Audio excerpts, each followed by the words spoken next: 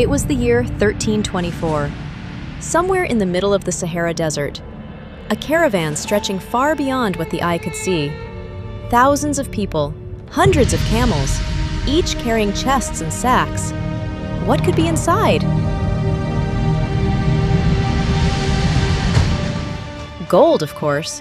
So much gold. No one had ever seen anything like it before, and no one knew that this journey would accidentally reshape the economy of a region. Not by army, not by war, by generosity.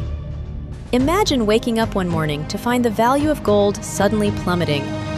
Not because a new mine was discovered, not because governments changed interest rates, but because one man distributed so much wealth, the market couldn't handle it.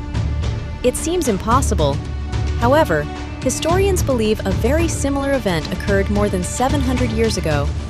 Long before Wall Street, long before central banks, deep in West Africa, there was an empire built on something the rest of the world desperately desired: gold. Incredible amounts of gold. At that time, Europe, the Middle East, and North Africa were heavily dependent on West Africa's gold.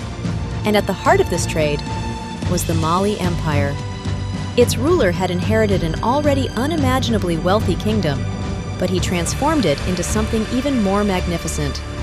Palaces gleamed with gold. Scholars, merchants, and travelers flocked here from faraway lands.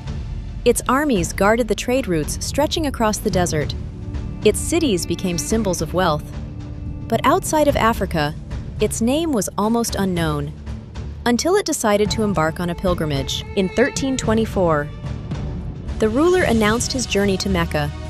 For most people, it was a religious pilgrimage, but from a historical perspective, it became an economic event. The caravan that set out from Mali was something the medieval world had never seen before. Some historians spoke of tens of thousands of officials.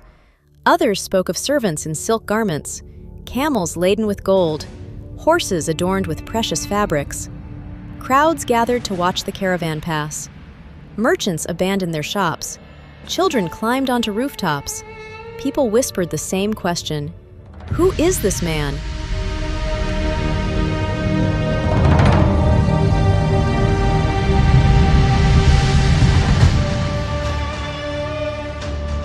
Mansa Musa. Cairo was expecting a king, but what happened instead was a financial earthquake.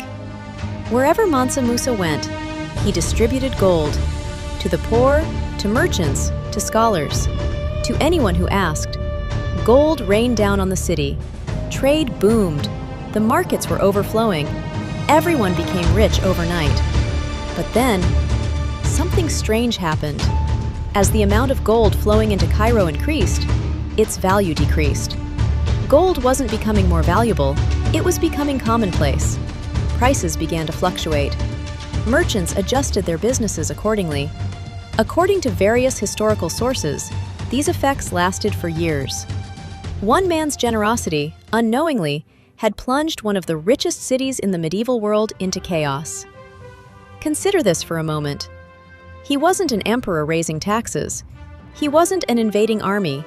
It wasn't a plague, just a traveler. He was distributing vast amounts of gold. News of his travels spread rapidly across continents. European merchants wrote about him. Arab historians described him in extraordinary detail. Even cartographers began adding the ruler of Mali to world maps. In a famous medieval map, he is depicted sitting on a golden throne, holding a massive gold ingot in his hand. The Mali Empire became legendary. Mansa Musa wasn't just remembered for his wealth. He knew that wealth alone couldn't build a civilization. What builds a civilization is knowledge. Upon returning home, he invested in something far more valuable than gold: schools, libraries, universities, mosques. He invited architects from all over the Islamic world. He transformed Timbuktu into one of the world's greatest centers of learning. Students crossed deserts to study in Timbuktu. Books became treasure. Ideas became a kind of currency, and knowledge became part of the empire's greatest legacy. For centuries, people have tried to measure his wealth, But perhaps they were asking the wrong question, because those who shape history are not necessarily those with the greatest wealth. Those who shape history are those who decide what to do with that wealth. History doesn't always tell us what happened.